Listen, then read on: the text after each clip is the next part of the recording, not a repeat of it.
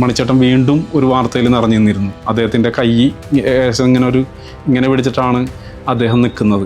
അപ്പോൾ അതുകൊണ്ട് തന്നെ ആ കൈയുടെ ഈ ഒരു വശത്തുനിന്ന് ഇങ്ങനെ രക്തം വന്നു എന്ന് പറഞ്ഞിട്ടൊരു ഒരു ന്യൂസ് വന്നിട്ടുണ്ടായിരുന്നു, ബ്ലഡ് വരുന്നു എന്ന് പറഞ്ഞു. അപ്പം ഞാൻ അതിന് മുൻപ് ഈ പ്രതിമ വെച്ച സമയത്തൊക്കെ പറഞ്ഞിട്ടുണ്ടായിരുന്നു, അദ്ദേഹത്തിൻ്റെ മുഖത്തുനിന്ന് തന്നെ പ്ലാസ്റ്റർ ഓഫ് പാരീസിൽ ഡൈ എടുത്തിട്ടാണ് ഞാൻ ഈ ഒരു പ്രതിമ ഉണ്ടാക്കിയത്.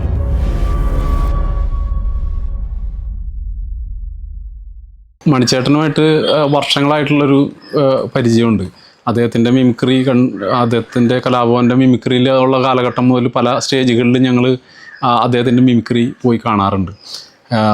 അദ്ദേഹമായിട്ട് കലാഭവൻ കബീർ, തുഷിക് മുകുന്ദാരോ ഒക്കെ ചെയ്തിട്ടുള്ള ഓഡിയോ കാസ്റ്റ് ചെയ്തിട്ടുള്ള കലാഭവൻ കബീറാണ് എന്നെ മണിച്ചേട്ടനെ പരിചയപ്പെടുത്തിയിരുന്നത്. അന്നത്തെ കാലഘട്ടത്തിൽ മണി പുതിയ വീടൊക്കെ വെക്കുന്ന സമയത്ത് ചുറ്റും അതിലുമലൊക്കെ എന്നെ കൊണ്ട് സീനറികളും കാര്യങ്ങളൊക്കെ വരപ്പിച്ചിട്ടുണ്ട്. അതുപോലെ തന്നെ അവിടെ പള്ളിപ്പെരുന്നാളോ അല്ലെങ്കിൽ എന്തെങ്കിലും അയ്യപ്പമ്പളക്കൊക്കെ വരുമ്പോൾ എൻ്റെ സൃഷ്ടികൾ അവിടെ കൊണ്ടുവെപ്പിക്കാറുണ്ട് പുള്ളി. അങ്ങനെ കുറേ അടുത്ത ബന്ധം തന്നെയാണ്. കാസറ്റുകളിലും എനിക്ക് വർക്ക് ചെയ്യാനുള്ളൊരവസരം ഉണ്ടായിട്ടുണ്ട്.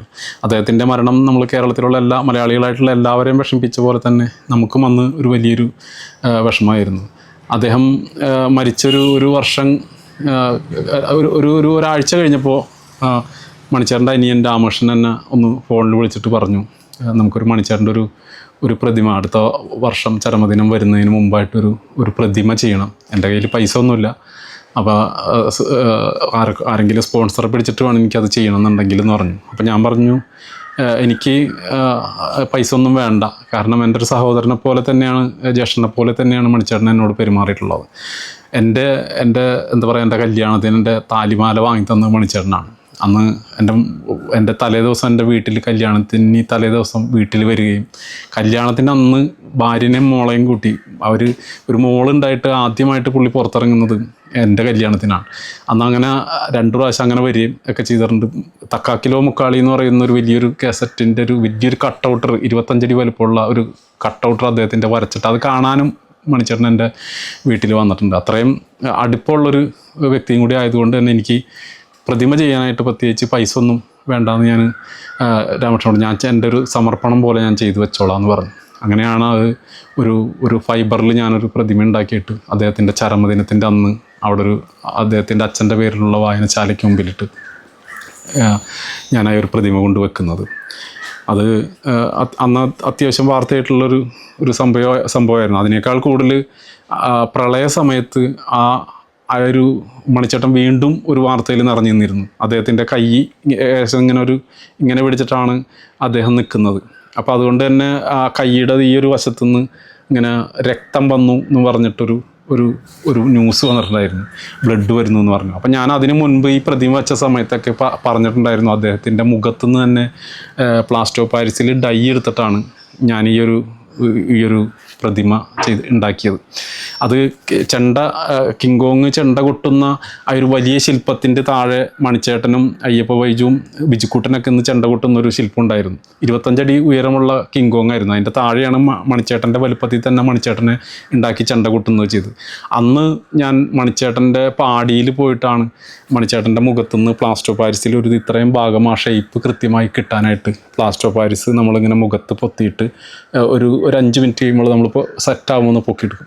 അപ്പോൾ നമുക്ക് മുഖത്തിൻ്റെ കൃത്യമായിട്ടുള്ള ഷേപ്പ് നമുക്ക് ആ പ്ലാസ്റ്റർ ഓഫ് പാരീസിൽ നെഗറ്റീവായിട്ട് കിട്ടും. ആ കണ്ണടച്ച് പിടിച്ചിട്ടായിരിക്കും നമ്മളിത് വെക്കുക. കാരണം കണ്ണ് തുറന്ന് പിടിച്ചിട്ട് പ്ലാസ്റ്റർ ഓഫ് പാരീസ് വെക്കാൻ പറ്റില്ല. കണ്ണടച്ച് പിടിച്ചിട്ട് നമ്മൾ ഇത്രയും ഭാഗം മാത്രം, എന്നിട്ട് നമ്മളത് ആ ഒരു പ്ലാസ്റ്റർ ഓഫ് പാരീസ് കൊണ്ടുപോയിട്ട് ക്ലേയിൽ അതിൻ്റെ ഉള്ളിൽ ക്ലേ കയറ്റിയിട്ട് ഈ പ്ലാസ്റ്റർ ഓഫ് പാരീസ് പൊട്ടിച്ചളയും.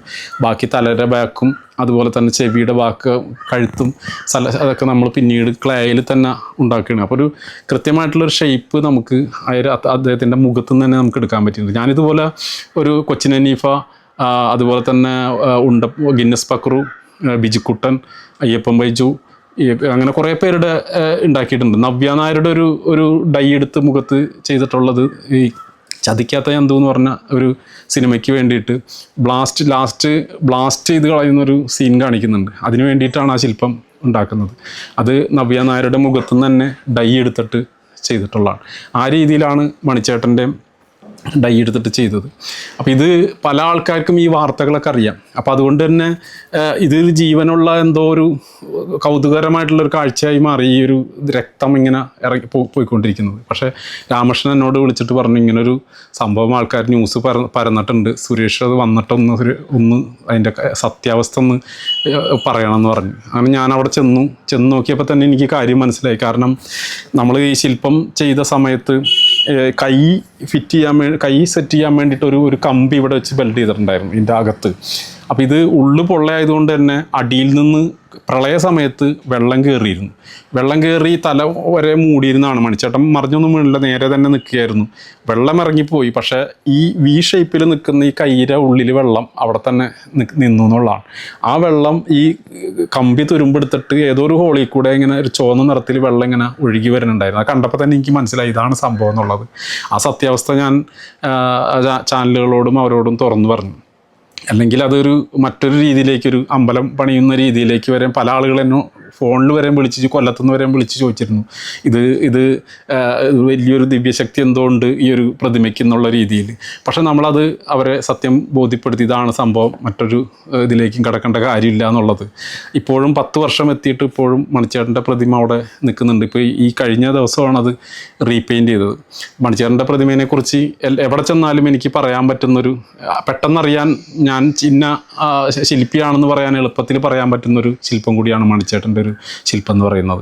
ഇത് കൂടാതെ ഞാൻ ചെയ്തിട്ടുള്ള സർക്കാർ അധീനതയിൽ ചെയ്തിട്ടുള്ള ഒരു വർക്കാണ് ഈ നമ്മളുടെ മാളയിലുള്ള ലീഡർ സ്ക്വയർ. നമ്മൾ അന്തരിച്ച മുൻ മുഖ്യമന്ത്രിയായിട്ടുള്ള കെ കരുണാകരൻ്റെ ഒരു വെങ്കല ശില്പമാണ് മാളയിൽ ചെയ്തു വെച്ചിരിക്കുന്നത്. ആ വെങ്കല ശില്പത്തോടനുബന്ധിച്ച് തന്നെ ഒരു മണ്ഡപവും അതുപോലെ തന്നെ ഒരു ലാൻഡ്സ്കേപ്പും കാര്യങ്ങളൊക്കെ അടങ്ങുന്ന ഒരു 2.5 സെൻറ്റിൽ ഒതുങ്ങുന്ന വലിയൊരു സംഭവമാണ് അവിടെ ഈ ചെയ്തു വെച്ചിരിക്കുന്നത്. അതിലാണ് ഈ വെങ്കല ശില്പം ചെയ്തിട്ടുള്ളത്. അത് PWD മുഖേന തന്നെ സർക്കാർ അധീനതയിൽ ചെയ്തിട്ടുള്ള ഒരു വർക്കാണ്. അതുപോലെ നിയമസഭയ്ക്കുള്ളിലിരിക്കുന്ന മ്യൂസിയത്തിലിരിക്കുന്ന ആ പ്രളയ സ്മാരക ശില്പങ്ങളും ഇത്രയുമാണ് നമുക്കിനിയും മനസ്സിൽ ഒരുപാട് ആഗ്രഹങ്ങളുണ്ട്. വ്യത്യസ്തമായിട്ടുള്ള ചലിക്കുന്ന ശില്പങ്ങളോ, ഇപ്പോൾ കാനായി കുഞ്ഞിരാമൻ എന്ന് പറയുന്ന മഹാനായ നമ്മുടെ കേരളത്തിൻ്റെ ശില്പിനെ കുറിച്ച് നമ്മളറിയുന്നത് കോവളത്തെ മത്സ്യകന്യകയും അതുപോലെ തന്നെ മലമ്പുഴയിലെ യക്ഷിയും, അങ്ങനെ നിരവധി ശില്പങ്ങൾ, പ്രശസ്തമായിട്ടുള്ള ശില്പങ്ങൾ അദ്ദേഹം ചെയ്തിട്ടുണ്ട്. അപ്പോൾ നമ്മൾ മരിച്ച് മണ്ണടിഞ്ഞ് പോകുന്നതിന് മുമ്പ് നമ്മളൊരു അടയാളപ്പെടുത്തൽ അവിടെ വേണമെന്ന് ആഗ്രഹിച്ചിട്ട് വളരെ നാളുകളായി. ഏതെങ്കിലും നല്ലൊരു വലിയ ശില്പം, ഇപ്പോൾ തൃശ്ശൂർ ഇരിക്കുന്നത്, ലഹരിക്കെതിരെ ഇരിക്കുന്നത് നഗരമധ്യത്തിൽ ജനങ്ങളെന്നും കണ്ടുകൊണ്ടിരിക്കുന്നൊരു ശില്പം തന്നെയാണ്. പക്ഷേ നമ്മളുടെ ഒരു മാസ്റ്റർ പീസ് എനിക്കിതുവരെ ചെയ്യാൻ സാധിച്ചിട്ടില്ല എന്നാണ് ഞാൻ എപ്പോഴും വിശ്വസിക്കുന്നത്. കാരണം ശ്രീരാമേട്ടൻ പറഞ്ഞതുപോലെ നമുക്ക് ഇനിയും ഒരു മാസ്റ്റർ പീസ് വരാനുണ്ട്. നമ്മൾക്ക് ജനങ്ങൾക്ക് കൊടുക്കാൻ പറ്റുന്ന, ഈ ലോകത്തെങ്ങുമില്ലാത്ത പുതിയൊരു സൃഷ്ടിക്കാൻ കഴിയണമെന്ന് തന്നെയാണ് എപ്പോഴും ഞാൻ ആഗ്രഹിക്കുന്നത്. അതിനുള്ളൊരു അവസരം എനിക്കിതുവരെ ഇപ്പോൾ കിട്ടിയിട്ടില്ല. ശരിക്കും പറഞ്ഞു കഴിഞ്ഞാൽ പല ടൂറിസ്റ്റ് പ്ലേസുകളിലും നമുക്ക് വലിയ ശില്പങ്ങൾ, വലിയ എമൗണ്ട് ചിലവാക്കിയിട്ടുള്ള വലിയ ശില്പങ്ങൾ നമുക്ക് ചെയ്യാൻ സാധിക്കും. ഇപ്പോൾ സർദാർ വല്ലഭായ് പട്ടേൽ എന്ന് പറയുന്ന വലിയൊരു ശില്പം എത്രയോ ടൂറിസ്റ്റുകൾ വന്നു പോകുന്ന സ്ഥലമാണ്. അതുപോലെ തന്നെ നമ്മുടെ കേരളത്തിലും എവിടെയെങ്കിലും ടൂറിസ്റ്റുകളെ ആകർഷിക്കുന്ന രീതിയിൽ അല്ലെങ്കിൽ വ്യത്യസ്തമായിട്ടുള്ള ഒരു സ്ഥലത്തുമില്ലാത്തൊരു വ്യത്യസ്ത ശില്പം ചെയ്യണമെന്നുള്ളൊരു ആഗ്രഹം ഇപ്പോഴും മനസ്സിലുണ്ട്. ഇപ്പോൾ ഞാൻ ദുബായിലുള്ള സമയത്ത് വേൾഡ് ആർട്ട് എന്ന് പറയുന്ന വലിയൊരു എക്സിബിഷനിൽ പങ്കെടുത്തിരുന്നു. 2022 ഞാനതിൽ പങ്കെടുത്തിരുന്നത്. വേൾഡ് ആർട്ടിൽ പങ്കെടുക്കാൻ കഴിയുക എന്ന് പറയുന്നത് തന്നെ വലിയൊരു നമ്മുടെ അറിവ് ലഭിക്കുന്ന ഒരു കാര്യം കൂടിയാണ്. കാരണം 50 രാജ്യങ്ങൾ പങ്കെടുക്കുന്ന, ലോകത്തിലെ 50 രാജ്യങ്ങളിലെ കലാകാരന്മാർ, 600ഓളം കലാകാരന്മാർ പങ്കെടുക്കുന്ന ഏതാണ്ട് ഒരു 40,000 സൃഷ്ടികൾ പ്രദർശിപ്പിക്കുന്ന വലിയൊരു എക്സിബിഷനാണ്. അവിടെ ഓരോ കലാകാരന്മാരുടെ പുത്തനാശയങ്ങളും പുത്തൻ സൃഷ്ടികളുമൊക്കെ വരുന്നൊരു സമയം കൂടിയാണ് ഈ ഒരു വേൾഡ് ആർട്ട്. വേൾഡ് ട്രേഡ് സെൻറ്ററിലാണ്, ദുബായ് വേൾഡ് ട്രേഡ് സെൻറ്ററിലാണ് ആ എക്സിബിഷൻ നടക്കുന്നത്.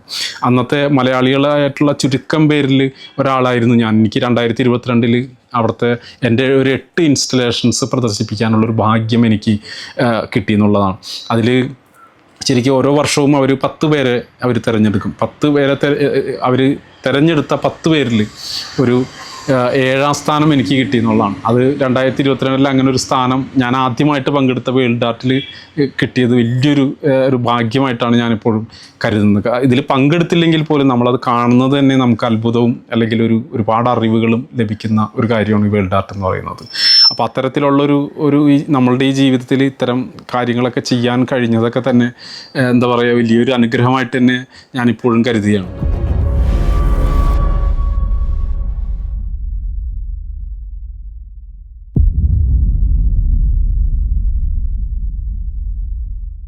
ഔഷധി പൊതുമേഖലയിലെ രാജ്യത്തെ ഏറ്റവും വലിയ ആയുർവേദ മരുന്ന് നിർമ്മാണ സ്ഥാപനം.